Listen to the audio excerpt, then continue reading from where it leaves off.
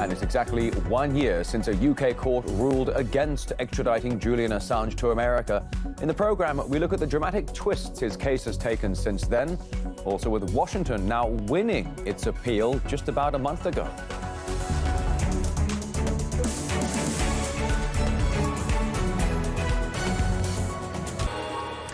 On Monday, the Mexican president revealed that he had urged Donald Trump to pardon Julian Assange, but apparently never got a formal reply. And Lopez Obrador also said the whistleblower deserved, quote, to keep his freedom.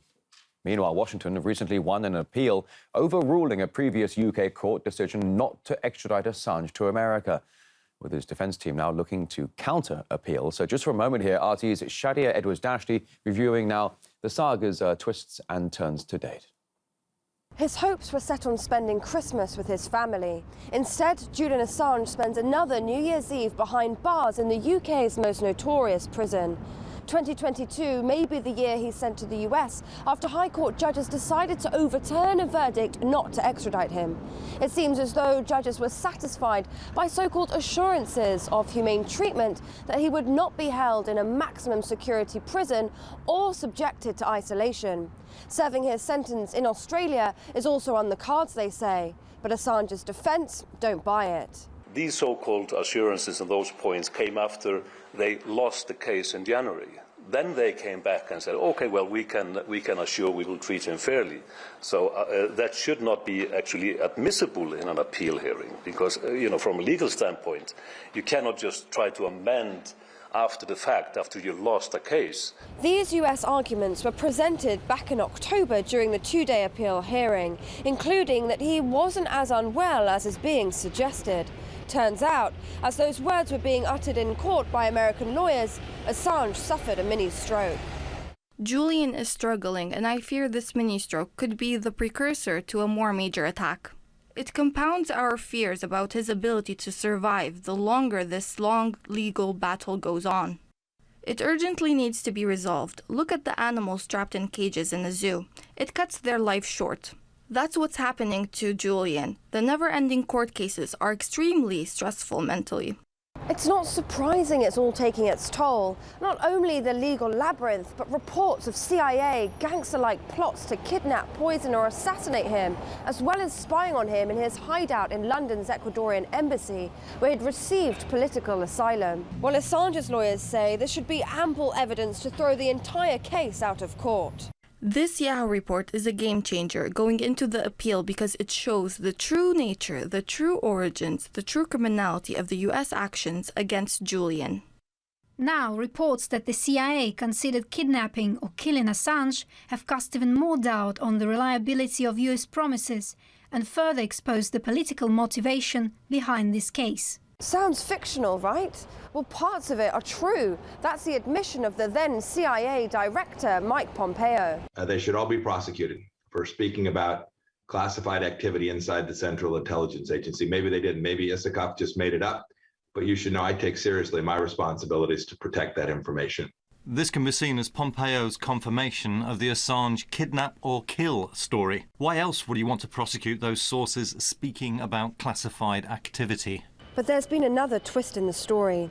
Key accusations in the case against Assange are reportedly based on false testimony from a convicted fraudster who admitted to lying in the legal proceedings in exchange for US immunity from prosecution for criminal activity. His supporters say all of this is enough to deem the case closed, and press freedom groups, they're questioning why Julian Assange is behind bars while alleged war criminals walk free. It is a damning indictment that nearly 20 years on, virtually no one responsible for alleged US war crimes committed in the course of the Afghanistan and Iraq wars has been held accountable, let alone prosecuted. And yet a publisher who exposed such crimes is potentially facing a lifetime in jail. When Julian Assange was infamously hauled out of London's Ecuadorian embassy in 2019, he was thrown in jail right here. The alarm has long been sounded over his treatment, with the UN Special Rapporteur on Torture warning he is suffering abuse. Well, if he should die in prison, he has effectively been tortured to death. That's the reality of it. I mean, and I'm not exaggerating, Julian Assange, who has very grave, medical harm has been caused to him in the last decade through that constant, isolation and defamation and abuse and a constant anxiety that he suffers, and he's being isolated absolutely unnecessarily and therefore unlawful. Even if we assume, for the purpose of the argument, that yes, that extradition proceeding is legitimate, we have to somehow secure his presence, he can be in house arrest. Is there a legal basis for this? He's way surpassed the 52-week sentence for skipping bail back in 2012. So he's currently not serving any sentence, nor facing any actual criminal charges. Sounds like he's a political prisoner, right? Well, Washington prefers to deem him a security risk and wants him to answer questions across the pond on their turf and their rules. His supporters say pursuing a vendetta against Assange ultimately silences him, but will also silence other journalists in the future. This is a CIA operation. Anyone who knows the United States well knows the power of the CIA, the extrajudicial power of the CIA, the extra governmental power of the CIA. That's what this is. This is which you've probably seen, 2008, one of WikiLeaks' first major leaks. It's March the 18th, 2008. It's from the US Army Counterintelligence Assessment Branch, Department of Defense. You read through this document, it lays out everything that happened from 2010, that we will get Assange by smearing him, by discrediting him, by destroying trust in WikiLeaks, and that from here on, investigative journalism of this kind, in other words, serious investigative journalism, is our enemy. Julian Assange, in a different country, in a different place, would be seen as a hero. But because he was exposing what the US and Britain in particular were doing, he's seen as a villain. He, to me, is somebody that, when the history books are written of the 21st century, Julian Assange's name will be right up there as somebody that told the truth. As 2021 comes to an end, Julian Assange is closer than ever to extradition, with courts siding with the US government. So what will 2022 bring? For a start, there can be appeals, either a cross-appeal at the Magistrates' Court or even at Supreme Court level.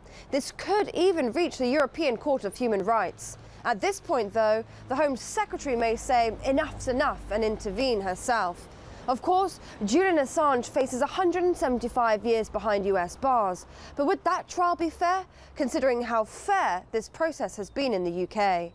Shadia Edwards-Dashti, RT, London.